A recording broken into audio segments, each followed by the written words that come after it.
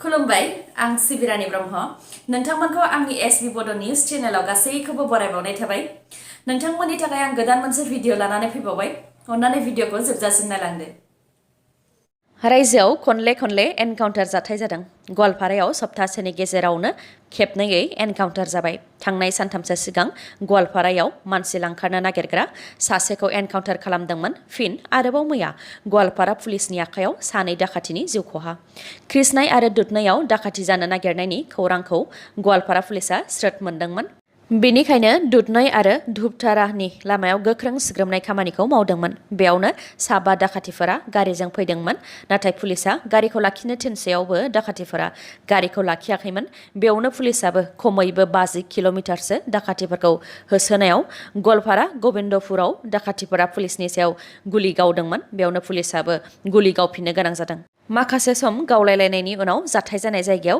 रेफाजुद्दिन आहमेदनि गोथै देहाखौ मोनदों आरो राशिदुल हुसैनखौ जोखोम जानाय हालोदाव मोनदों आरो बिसोरनिफ्राय गंसे पिस्तलबो हमनो हादों बेबायदि जाथाय जानाय जायगानिनो एसे खाथियाव बासित आलीनि गोथै सहखौ रायजो राजाफ्रा मोननानै पुलिसनो खौरां हरदों उनाव पुलिसा बासित आलीनि गोथै देहाखौ लानानै थांदों रिपर्टनि बायदिब्ला साबा डाकातिफोरनि मुङा फारियै इउसुफ आली मनवार हुसैन रेफाजुद्दिन आहमेद बासित आली आरो रशिदुल हुसैन गुबुननि फोरमान बिलाइ लानानै साख्रि मावनायनि दायाव हमजाबाय हेमन्त बसुमतारिया रिपर्टनि बायदिब्ला हेमन्त बसुमतारिया गलाघाटनि काटनि गामिनि फोरमायथिनाय बायदिब्ला हेमन्त बसुमतारिनाव नांगौ बायदि फोरमान बिलाइ गैजोबामोन गुबुन फारसेथिं बिदा मनिन बसुमतारिनाव गासैबो फोरमानपत्र दंजोबोमोनब्लाबो मेडिकेलाव जेंना नुजाथिबाय थादोंमोन जायनि थाखाय बिथांमोनहा पाइखि एबा डिफेन्सनि साख्रि नागिरब्लाबो मोननो हायाखैमोन उनाव बिदा मनिन बसुमतारिनि फोरमान बिलाइखौ लानानै हेमन्त बसुमतारि बिथाङा थांनाय 1999 मायथाइयावनो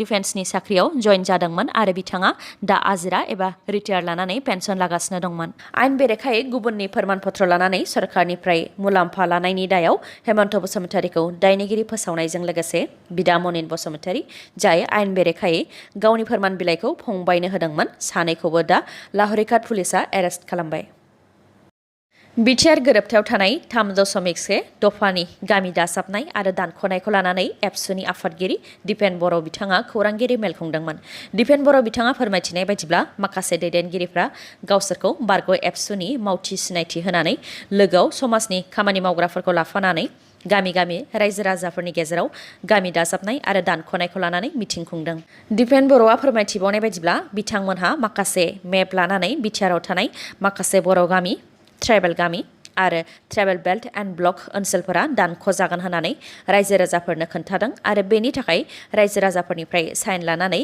बिटिआर गोरोबथानि 3.1 दफानि हेंथायै केस होनांगौ धरना होनांगौ बायदि होनानै गामि मिथिं खुंदों बेनि सायावनो दिपेन बर' बिथाङा बुंथिदों दि बिटिआरनिफ्राय मोनसेबो बर' गामि ट्राइबेल गामि आरो ट्राइबेल बेल्ट एन्ड ब्लक ओनसोलफोरा दानख'जानाय नङा बेखौ एबसुआ खोथा होयो होननानै फोरमायथिदों बिथाङा गामि दाजाबनाय दानख'नायनि थाखाय जि कमिसन दानाय जादों बे कमिसना इन्डिपेन्डेन्ट बडिब्लाबो एबसु बिटिसि सरकार आरो सागानगिरिफोरजों सावरायालासे थांखि लानो हाया आरो बिटिआरआव सानजाहा आरो खोला फारसे बर' गामि ट्राइबेल गामि आरो ट्राइबेल बेल्ट एन्ड ब्लकखौ सोसननो थाखाय 1500निफ्राय 2000 गामिनि लिस्टखौ एबसुआ होदों बेनि अनगायैबो माखासे गामिनि रायजो राजाफोराबो गामिखौ बिटिआरआव सोनो थाखाय आर'जलाइ गथायदों बेयाव कमिसनाबो मोनसे मोजां इसारा होदों बेनिखायनो गासैबो नङाब्लाबो बांसिन गामियानो बिटिआरआव हाबगोनखौ आसा खालामनो हायो होननानै फोरमायथिबावो बिथाङा गुबुन फारसेथिं गामि दाजाबनायजों लोगोसे दानख'नायनिबो खोथा दङ बेनि सायाव दिपेन बर' बिथाङा बुंथिदों दि बिटिआर ओनसोलाव बर' आरो ट्राइबेलनि सुबुं अनजिमानि जौखोन्दोआ जेसेबां थानांगौमोन बेबायदि गैया गुबुन नन ट्राइबेल एबा नन बर'नि सुबुं अनजिमायासो बांसिन जायनि थाखाय थांनाय खेबनैबो समाव एमपिनि बिसायख'थियाव बर'आ जेननो गोनां जादों आरो बिटिआरनि सिमायाव थानाय नन बर'फोरानो बेयाव जेंनाखौ लाबोदों होननानैबो फोरमायथिबावो बिथाङा बेफोरनि अनगायैबो बिथाङा बुंथिबावदों दि 3.1 दफानि हेंथायै जुदि केस होयोब्ला सानजाहा फारसे बिश्वनाथ सनितपुर आरो लखिमपुरनि जि हाबनो गोनां गामिफोर बेयावसो गाज्रि गोहोम गोग्लैगोन होननानै जों सरासनस्रा सुबुंफोरा सानो देहायारि गेबें नङैफोरा बे बुहुमाव जेबो राहा गैया अदेबानि जेबो खालामनो हाया होननानै नाथाय नाजानाय थायोब्ला देहायारि गेबें नङै सुबुंफोराबो फरायनायजों लोगोसे गेलेनायाव बाहागो लानानैबो गावनि जिउ खुंनो हायो आरो हादरनि मुंबो लाखिनो हायो थिग बेबायदिनो गुबुन गुबुन देहायारि गेबें नङै सुबुंफोरनि थाखायबो दा टकिअ पेरालिम्पिक्स जागासिनो दङ। बियो थांनाय 24 आगस्टनिफ्राय जागायजेनदोंमोन आरो 5 सेप्तेम्बराव जोबहैगोन। पेरालिम्पिक्सआव दासिम भारतआ 3 मेडेल देरहासारनो हाबाय। बेनि मादाव 2 सिलभार मेडेल आरो 1 ब्रन्ज मेडेल। गुजरातनि मेहरसाना जिल्लानि भाबिनाबेन पाटेल बिथाङा women single table tennis class 4 केटेगरियाव सिलभार मेडेल देरहासारनो हादों। बिथाङा सनानि मेडेलनि थाखाय चाइनानि जौ यिंनि हेंथायै गेलेदोंमोन, नाथाय जेननो गोनां जादों। पेरालिम्पिक्सआव टेबल टेनिस गेलेनायाव सिलभार मेडेल देरहासारनो हानानै बिथाङानो भारतनि गिबिसिन सिलभार मेडेल देरहागिरि जानो हाबाय। बिथां भाबिनाबेन पाटेला जोनोम जानायनि 12 दान अदेबानि बोसोरसेनिफ्रायनो पलिअ' बेरामाव गोग्लैदोंमोन। गुजरात सोरखारा बिथांनो दा 3 कौटि रां फोसावबाय। बिथांनि अनगायैबो निशाद कुमाराबो सिलभार मेडेल देरहासारनो हादों।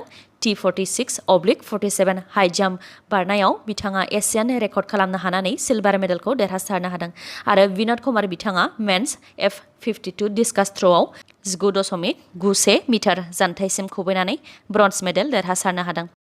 डक्टर हेमन्त बिश्व शर्मा आरो हाग्रामा महिलारिनि गेजेराव सावरायलायनाया जागासिनो होननानै गोलाव समनिफ्रायनो खोनाबाय थानायनि उनाव मैया बेनि सायाव हाग्रामा महिलारिया गिबि खेब बिबुंथि होदों। बिटिसिनि बारग' गाहाय हाग्रामा महिलारि बिथाङा मैया बरपेटा सरबकनि मायनागुरि सत्रनि सत्र बिगोमा गणेश चन्द्र अधिकारनि रुंसारि बिसिनि श्राद्ध जानो थांदोंमोन, जेराव एमपि नबकुमार सरनिया बिथांखौबो लोगो मोन्दोंमोन।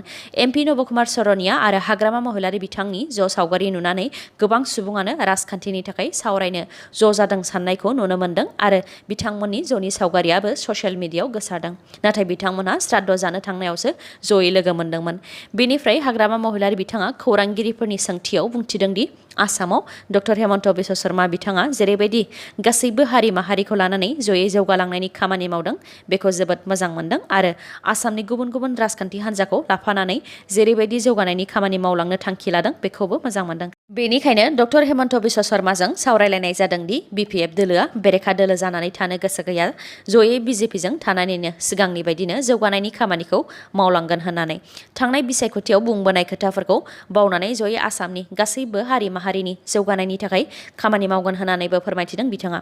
गुबुन फारसेथिं प्रमद बर'नि सायाव खौरांगिरिफोरनि सोंनायाव बिथाङा फिननाय होदों दि प्रमद बर'नि दैदेननायाव बिटिआरआव मा खामानि जादों मा खामानि जायाखै बेखौ रायजोफ्रा नुगासिनो दङ, बेयाव बिथाङा जेबो बुंनो गोनां गैया होननानै फोरमायथिदों। लोगोसे बिटिआरआव बयबो जौगानायनि खामानि जानायखौनो हास्थायो होननानैबो फोरमायथिदों बिथाङा।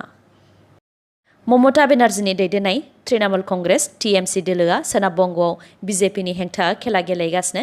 बे बाराव त्रिपुरा, आसाम, निउ दिल्ली आरो गासै भारतआवनो खेलाखौ गेलेगोन होननानै फोरमायथिदों ममता बेनार्जी बिथाङा।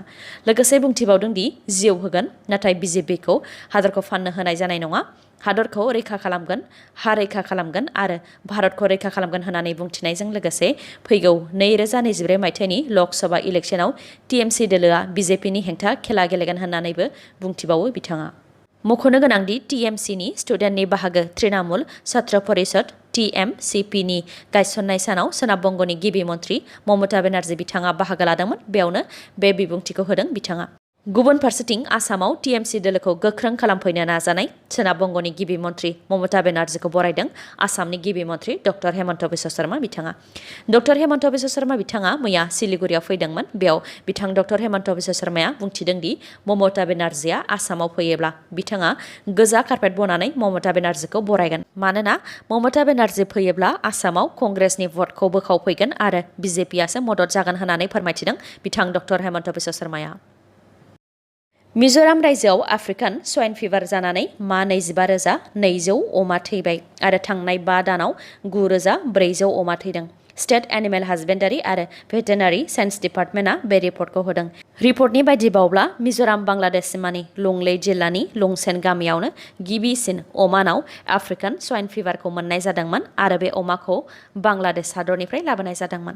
बेनि उनाव गोसारनानै मोन 11 जिल्लानि मोन 239 गामियाव गोहोम खोख्लैदों। काबुल एयारपर्टनि खाथियाव फिन बेफ्रुनाय जाथाय। बे जाथाया काबुल एयारपर्ट खाथिनि 11th सिकिउरिटि जिल्लानि खाजे बाग्रानि गुलाइ ओनसोलाव जादों। सुबुंफोर थाग्रा थावनियाव गाग्लोबदों आरो बे गाग्लोबनायखौ रकेटजों गाग्लोबनायनि सन्देह खालामदों। बे जाथायजों दासिम 6 सुबुंनि जिउ खहा जाबाय, बेनि मादाव सासे गथ'सा दङ आरो गोबां सुबुङा जोखोम जादों। इउएसनि प्रेसिडेन्ट जो बिडेन बिथाङा फोरमायथिखादोंमोन दि इउएस मिलिटारि कामान्डार्सआ मोनसे इन्टेलिजेन्स रिपर्ट हरदों काबुल एयारपर्टनि खाथियाव 24निफ्राय 36 घन्टानि गेजेराव बम बेरहोनाय जाथाया जाबावनो हागौ होननानै आरो बे रिपर्ट हरनाय बायदियैनो काबुल एयारपर्टनि बाहेरायाव बमा बेरदों। मख'नो गोनांदि थांनाय बृहस्पतिबाराव आइएसआइएसके उदखारि हान्जाया काबुल एयारपर्टनि बाहेरायाव खेबनैयै फारि-फारियै बम बेरहोदोंमोन जायजों गासै फ्राय 182सो सुबुंनि जिउ खहा जादोंमोन आरो सा 200सोआ जोखोम जादोंमोन। बेनि उनाव फिन इउएस सोरखाराबो आइएसआइएसके उदखारिफोरखौ ड्रननि गेजेरजों गाग्लोबफिनदोंमोन। दा आरो फिन उदखारिया सरासनस्रा सुबुंनि सायाव गाग्लोबफिनदों। United Nations High Commissioner for Refugee UNHCRनि रिपर्टनि बायदिब्ला 4 दाननि गेजेराव 5 लाखसो आफगानिस्ताननि नोगोरारिफ्रा आफगानिस्तान हादरखौ एंगारनानै थांगोन। लोगोसे UNHCRआ आफगानिफोरनि थाखाय खाथिनि हादरफोरनि दरजाखौ जेब्लाबो बेखेवनानै दोननो थाखाय खावलायहरदों। गुबुन फारसेथिं वर्ल्ड फुड प्रग्राम WFPआबो इउनाइटेड नेशन्सखौ गावसोरनो $12 मिलियन हरनो थाखायबो खावलायदों जाहाथे बे रांजों बिथांमोनहा आफगानिस्ताननि सुबुंफोरनो जानाय लोंनाय आदार जगायनो हायो। दासान्दि टकिअ'आव जाबाय थानाय पेरालिम्पिकआव दासिम चाइनाया मोन 46 सनानि मेडेल, मोन 29 सिलभार मेडेल आरो मोन 29 ब्रन्ज मेडेल देरहासारनो हानानै सेथि फारियाव दङ। ग्रेट ब्रिटेनआ मोन 23 सनानि मेडेल, मोन 19 सिलभार मेडेल, मोन 18 ब्रन्ज मेडेल देरहासारनो हानानै नैथि फारियाव दङ। इउनाइटेड स्टेट्सआ मोन 15 सनानि मेडेल, मोन 16 सिलभार मेडेल, मोन 9 ब्रन्ज मेडेल देरहासारनो हानानै थामथि फारियाव दङ आरो भारतआ मोन 2 सिलभार मेडेल, मोन 1 ब्रन्ज मेडेल देरहासारनो हानानै 45थि फारियाव दङ। दिनैनि भिडिअ'आ एसेनोसै। गाबोन आरो गोदान भिडिअ'जों लोगो मोनफिनबावगोन। नोंथाङा दासिमबो आंनि चेनेलखौ साबस्क्राइब खालामाखैबा अन्नानै साबस्क्राइब खालामदो। लोगोसे लाइक, कमेन्ट आरो शेयार खालामनो दाबाव। गोजोन्थों।